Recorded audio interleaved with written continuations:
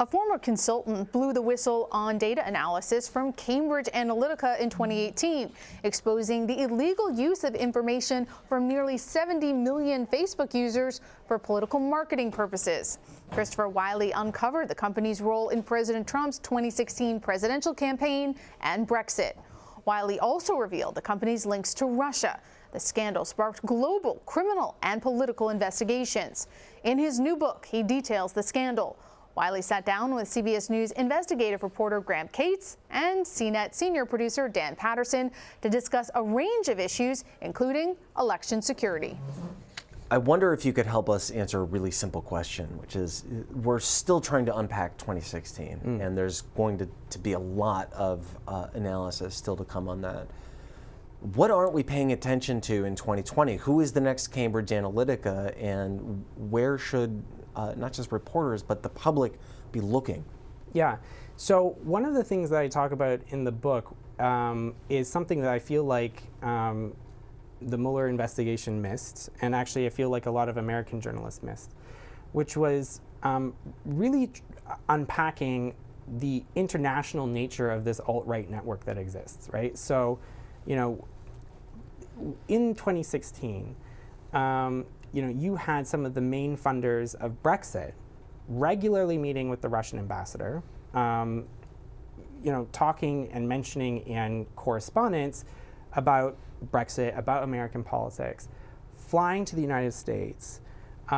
Those same people met with the Trump campaign, met with Steve Bannon, met with Donald Trump, attended rallies.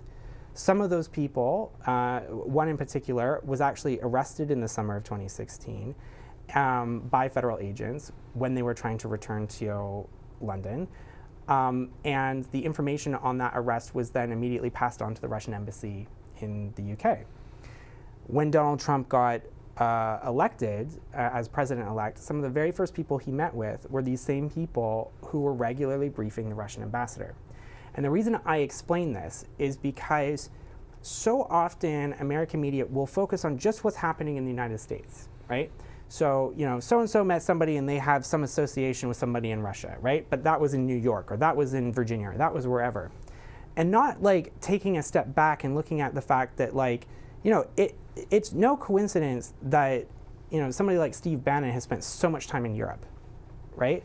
And so what I would hope American journalists do in the next cycle is pay attention to where people are going and the conversations they're having, not just in the United States, but elections now are a global thing, right? Because we've got the internet, because we've got these large political networks around the world, what happens in Eastern Europe or what happens in Southeast Asia is as important as what is happening in the United States.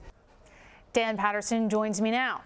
Dan, thanks so much for being here. Good to see you, Paula. It's a great interview.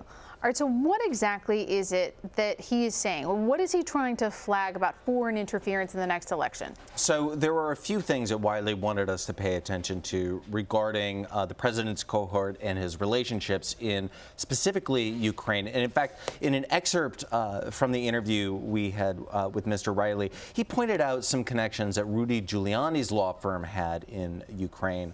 And he said specifically that Rudy Giuliani's law firm was advising Cambridge Analytica on the lawlessness or the lawfulness of the foreign registered and foreign agents registration. So anyway, Wylie was talking about Giuliani's connection with Ukraine almost 2 years before we discovered it this summer. The other thing he wanted us to pay attention to were these networks of what he called the alt-right. But this was many of Steve Bannon's cohort that were involved in spreading propaganda before the previous election and their relationship with Russian actors. So when he says this is now international, what he's saying is that, look, information and tactics spread. It's pretty easy for these things to proliferate because this is information warfare as opposed to kinetic warfare. Asymmetrical, okay. Asymmetrical, yeah, that's exactly right. That's really interesting. So Facebook was exploited by Cambridge Analytica in this instance. It's a relatively small company, but he says bigger companies in big countries are doing the same thing. So looking at 2020, well, where is the threat? Yeah, so that's exactly what Wylie wants us to pay attention to. He says that, hey, look, we were able to do this, get almost 87 million records from this small little company. And again, tactics proliferate, information proliferates, and so we see countries like specifically China, Iran, and North Korea adopt the exact same tactics and spread propaganda in other events that are perhaps not as newsworthy as a major election, but can blow up. We are seeing some of those tactics happen right now in Hong Kong. That's interesting. I mean, you also asked them, though, about skeptics, because some people don't believe that propaganda on Facebook can really have that much of an influence. Yeah, that skepticism is pretty healthy. He used a metaphor that I think is pretty useful. So he said, imagine you go on a blind date with somebody and you hit it off. You get along really well and you say, hey, look, this is amazing. I had all these things in common with somebody and they really seem to know and understand me. And then you realize that that person had spent 2 years researching you, figuring out what you like, what you dislike, ways to trigger you emotionally. Creepy. That would be creepy instead of being something that you found endearing. So what he says is that, look, you don't have to believe that propaganda changed the entire election, but is it crazy to think that this company, which is one of the most valuable companies in history, has reached that valuation because they are just not good at advertising? No, he says, in fact, that Facebook is incredibly good at advertising, and they're incredibly good at disseminating propaganda. And when he blew the whistle, they famously retaliated against him by deleting his Facebook account, which some people could think is a blessing, right? Have a lot more free time. But what else did they do to him? So Facebook deleted his account immediately after Wylie blew the whistle. But what he discovered is that what a lot of people might discover, if you delete your Facebook account, that the tendrils extend into your other social profiles. He was unable to log into, he says, his Tinder account because that was tied to his social login. That's just mean.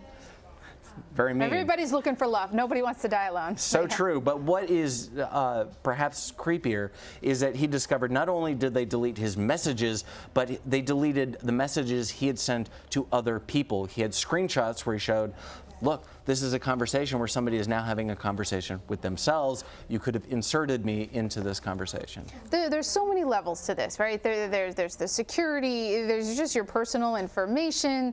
There's also what you find on Facebook. I find, I don't know if you find this, but it tends to be the most abusive comments and feedback I get come through Facebook. So is his lesson that everyone should delete their Facebook account? No, in fact, his lesson is great. There was a lot of nuance to what he said about this, and that's something that we kind of lack in this binary, should you delete, should you keep it? And what he said is that, look, you shouldn't be forced into this choice, that Facebook is almost at this point critical infrastructure because we rely on it so heavily, not just to share pictures of things we like, but to communicate sometimes in very essential ways, and that you should be able to rely on a company that provides that critical of a service.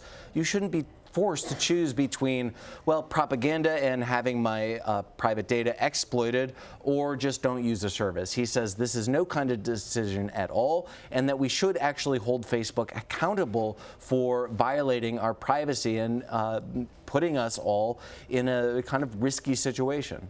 That's really fascinating. Thank you so much for this great reporting. I look forward to seeing the full interview. I really appreciate it. Great to see you too.